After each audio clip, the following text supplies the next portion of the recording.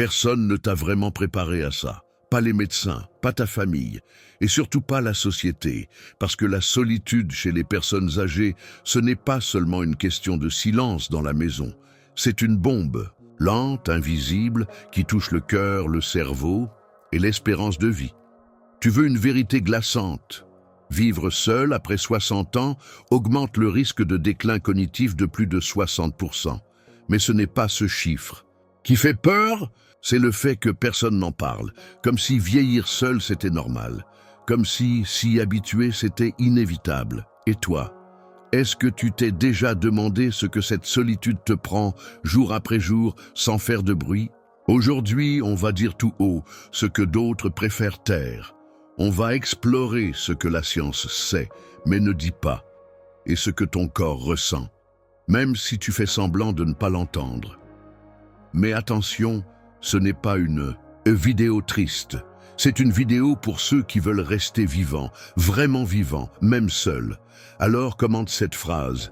Être seul ne veut pas dire être oublié.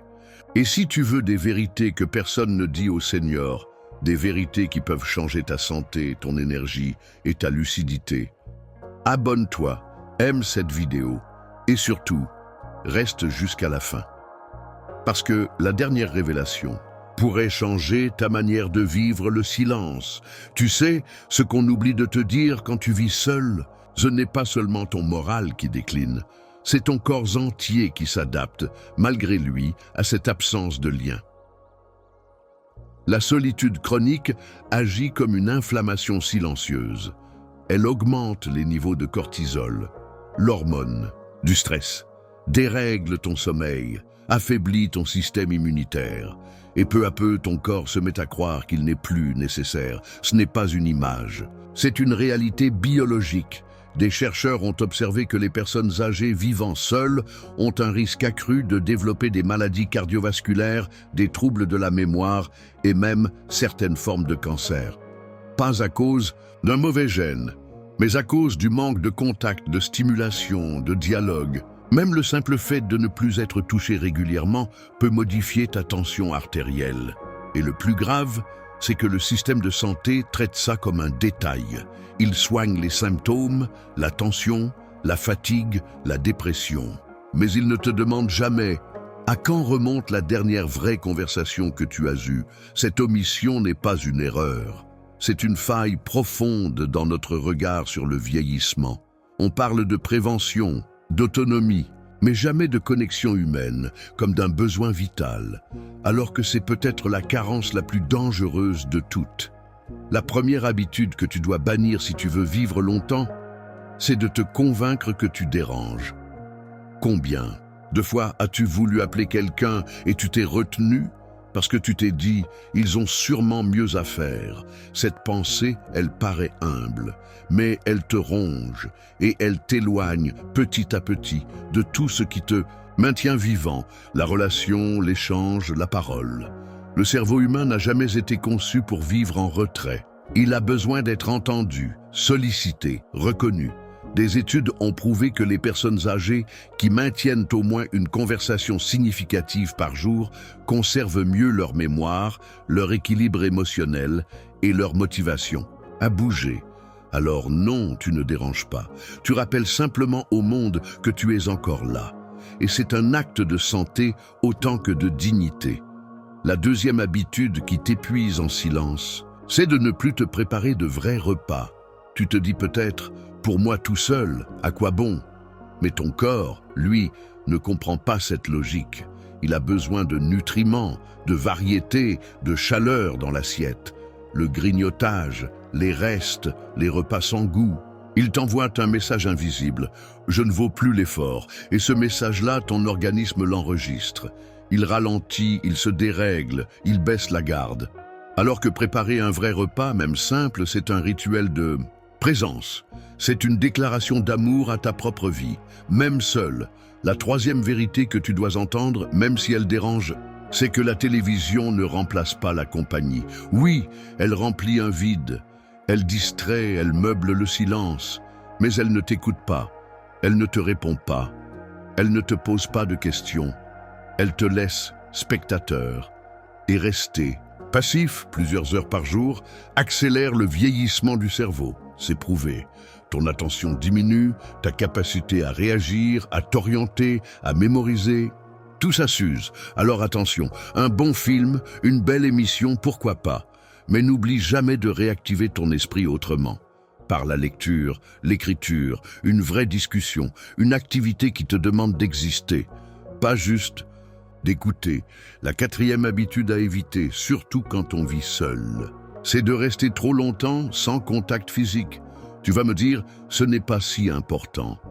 Et pourtant, le simple fait d'être pris dans les bras, de toucher une main, de recevoir un massage doux ou une caresse a un effet immédiat sur la santé. Il baisse le stress, il libère des endorphines, il renforce l'immunité. Le toucher, c'est une nourriture invisible. Et sans lui, beaucoup de corps flétrissent plus vite que prévu. Si tu n'as personne autour de toi, cherche des alternatives.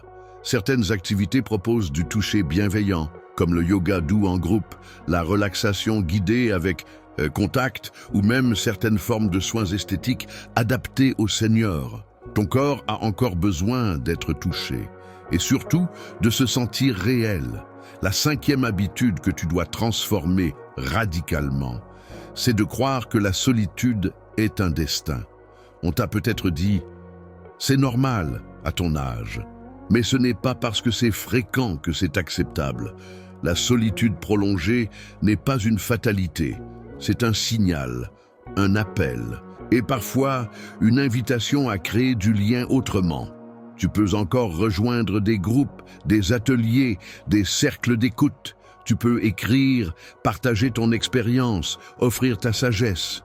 Tu peux même appeler quelqu'un qui vit la même chose que toi et créer un lien inattendu.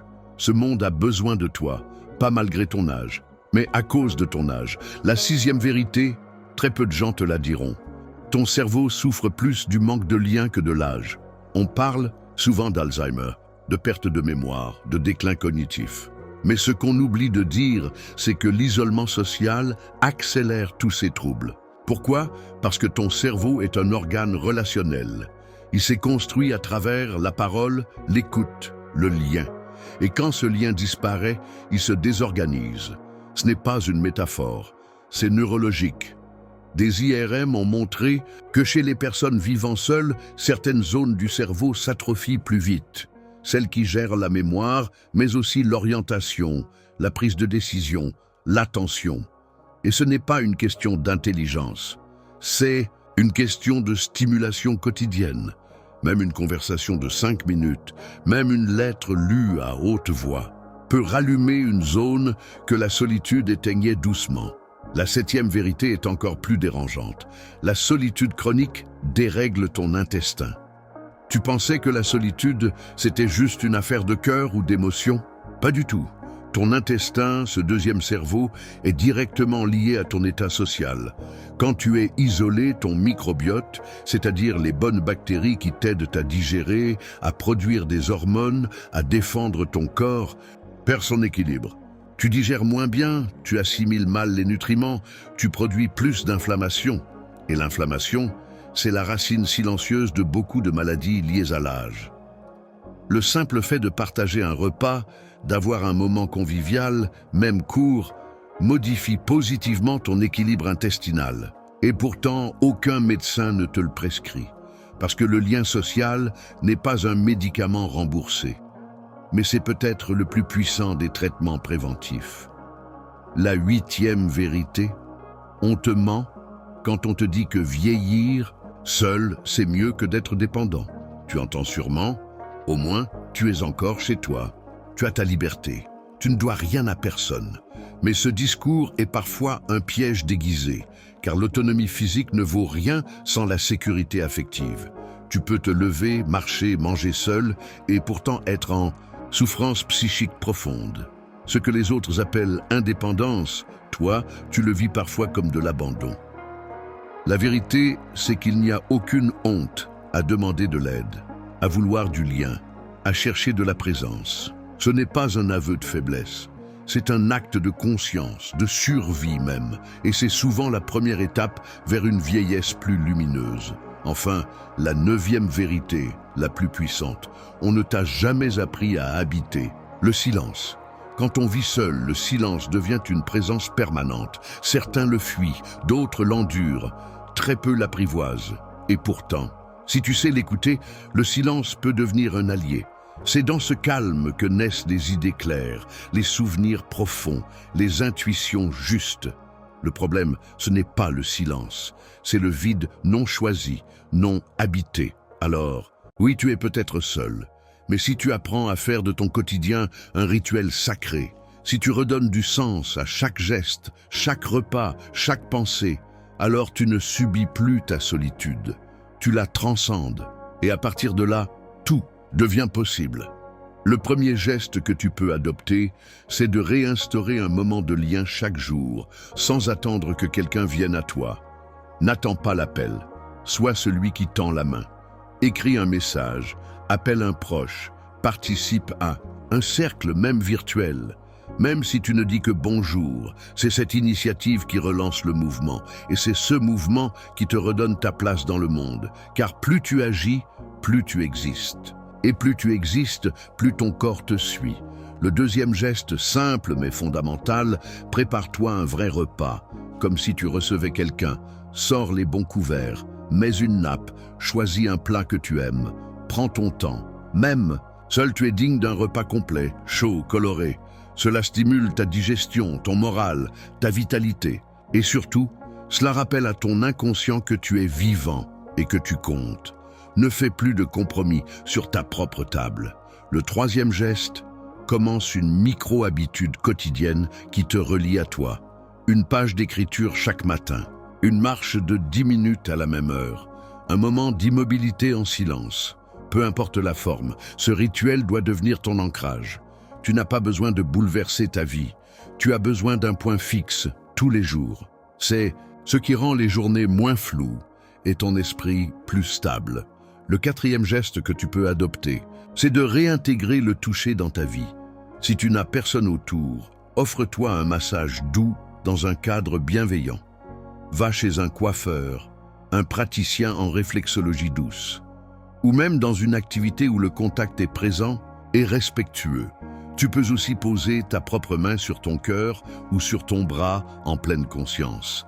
Ce geste simple, fait avec tendresse, réactive en toi une mémoire de sécurité. Ce n'est pas symbolique, c'est neurochimique. Le cinquième geste, crée un rendez-vous régulier avec quelqu'un qui vit la même réalité. Tu peux appeler cela un binôme, un pacte, un soutien. Une personne qui, comme toi, vit seule, mais veut rester debout. Vous appelez, vous échangez, vous veillez l'un sur l'autre. Ce lien-là, même à distance, peut tout changer. Parce qu'il te donne un rôle, celui qui veille aussi, pas juste celui qu'on veille. Le sixième geste, spirituel et puissant, parle à haute voix, tous les jours, même s'il n'y a personne. Parle à toi-même, à Dieu, à la vie, à un être aimé disparu. Le silence absolu coupe des circuits du langage, et avec le temps, cela affecte la mémoire, la confiance et même l'équilibre émotionnel. Parler à voix haute, c'est maintenir ton esprit en vibration.